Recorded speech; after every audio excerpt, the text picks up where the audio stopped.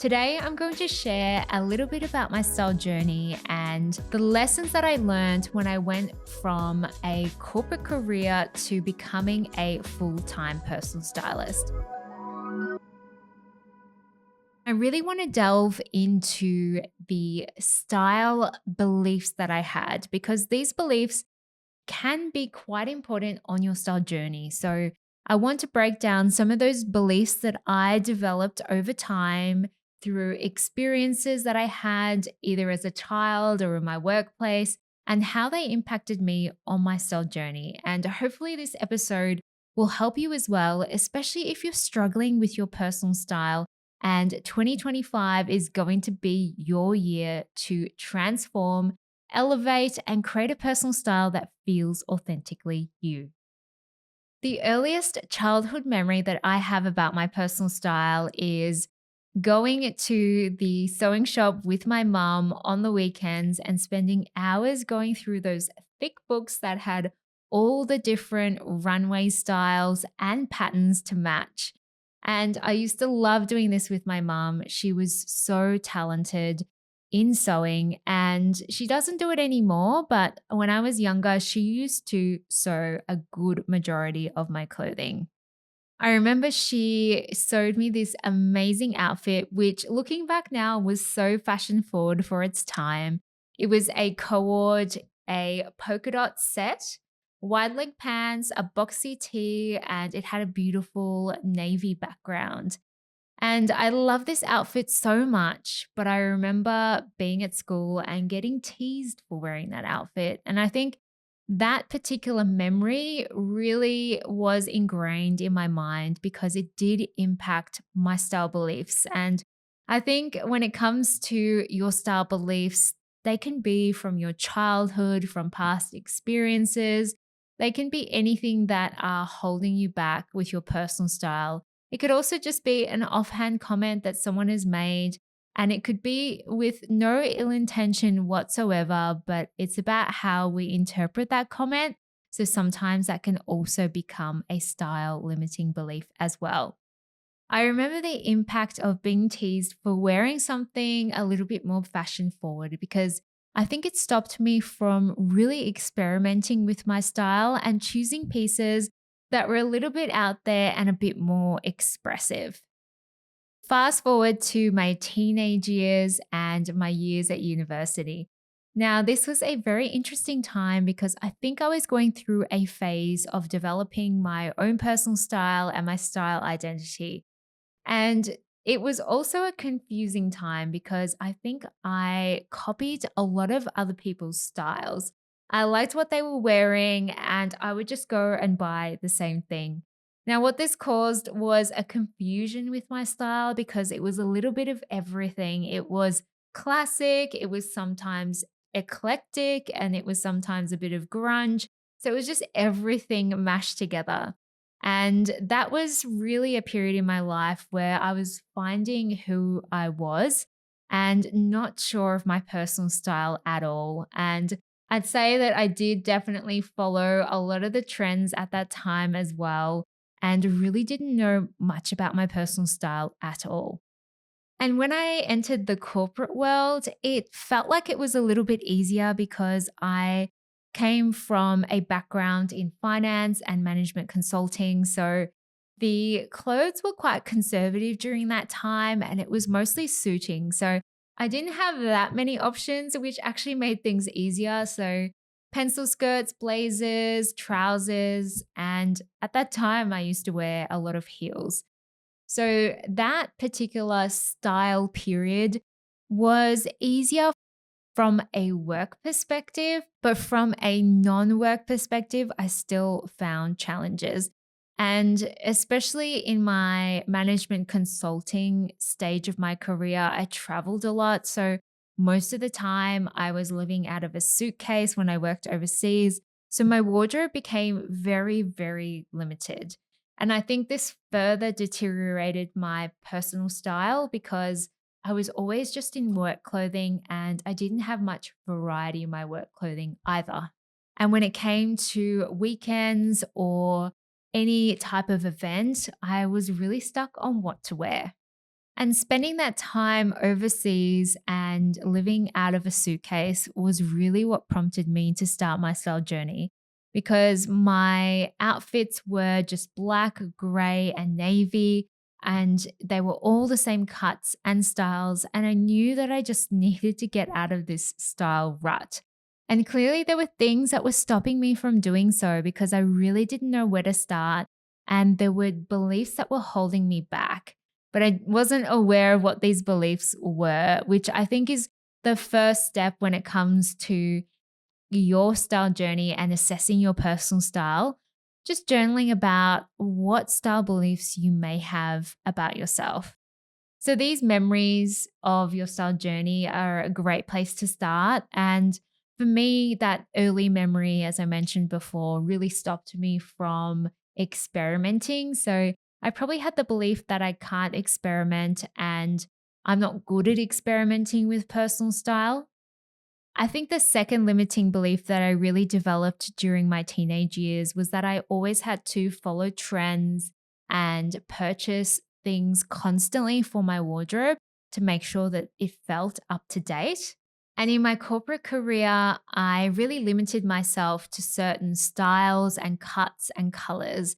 And I only thought that I could wear those pieces because they suited me. And I must say, studying personal styling and then becoming a personal stylist was an evolution in itself. And having gone through the journey, I will tell you now that it's something that's not going to happen overnight. And it shouldn't happen overnight because you want your style to grow and evolve with you. So it's okay if it takes a long time. My style evolution is still happening as we speak. And it took me a couple of years to really figure it out. Working with so many clients over the years and also reflecting on my own style journey, some of the style beliefs that I hear and I had myself was firstly, I can't be a stylish person or I'm not a stylish person. Now, this is such a strong limiting belief because we can all be stylish and we're all stylish in our own different way. So, this belief can really stop you from not only experimenting with your personal style, but also moving forward with your personal style. So, if you have a belief that you can't be stylish for any particular reason, please don't have this belief because for me, I had this belief for such a long time because I thought I work in finance, I work in corporate, I work with numbers. I can't be a stylish person. I'm a spreadsheet person. So this was a belief that I held on to for a really long time. And even reflecting back to my style journey and some of the challenges that I had with my personal style and just always gravitating towards a black outfit, it was really, really cemented in my mind that I could never be a stylish person. Another limiting belief that I hear often, and one that I had myself, was I need to spend thousands of dollars on my wardrobe to be stylish. I can't afford to go out and buy an entire new wardrobe. Now, firstly, you don't have to go and buy a new wardrobe all at once. Remember, it is a journey, so please take your time with your wardrobe. And you want to add considered pieces that are really going to last the test of time. And now there are fantastic brands that have a really good price point and good quality as well. So, just doing a little bit of research on what those brands are in your area can help you put together a wardrobe that's not going to cost thousands of dollars, but is still going to make you feel aligned to your personal style. Another common style limiting belief that I hear often is that I need to lose weight first. Now, to this, I would say that you want to feel good now. Now, this is so important because it's going to impact how you show up, how you feel about yourself. And if you're constantly going to your wardrobe and seeing pieces that don't fit, they're not going to make you feel good. And I always say, clothes do not have feelings, but you do. So when it comes to your wardrobe, you want to purchase those pieces that are going to make you feel good now. And that's the most important thing. You may be on a weight loss journey, and at that time, when you reach your goal, then you can go and buy more pieces for your wardrobe. But it's really important to buy those core pieces for your wardrobe that feel good for your body now. And that's so important because we shouldn't be waiting for a particular destination or a particular time. We should be feeling our best selves right now. And the last common limiting belief that I hear, which is one that I probably had myself as well, was that I can't wear something because of XYZ reason. Now, firstly, you should wear whatever makes you happy. And this is the most important thing. You should wear what brings you joy, what lights you up, what makes you happy. When it comes to style, it's all about having fun and experimenting. So don't let this belief hold you back from doing those things because it's only going to hold you back from finding your true, authentic personal style.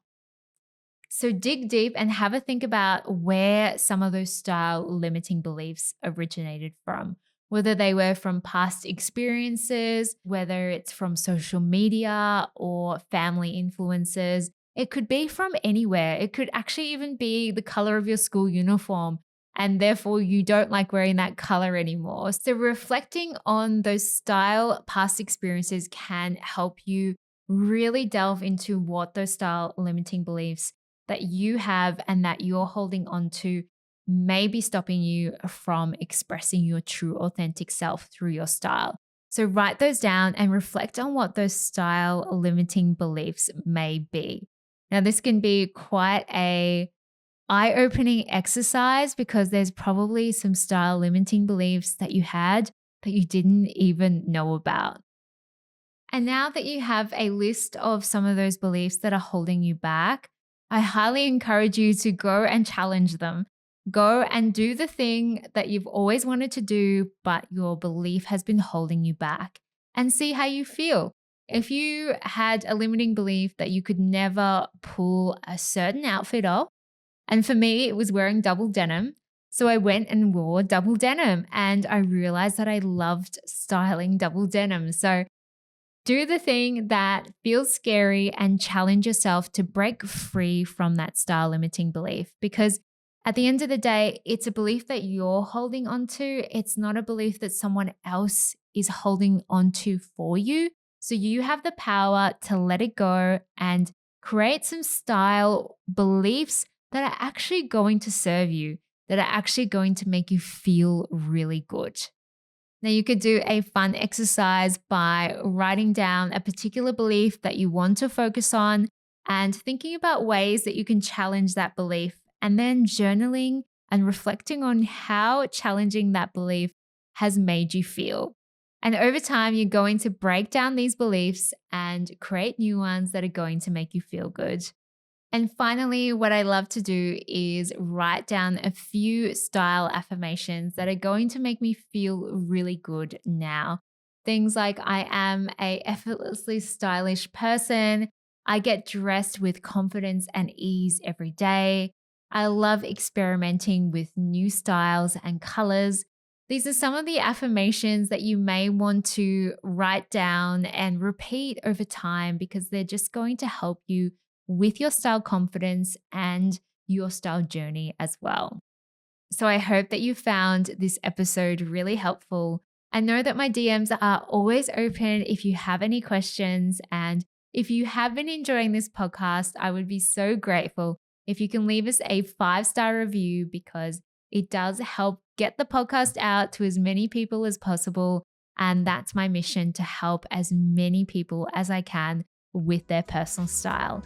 I hope that you have a beautiful day, and I look forward to catching you next week. Bye.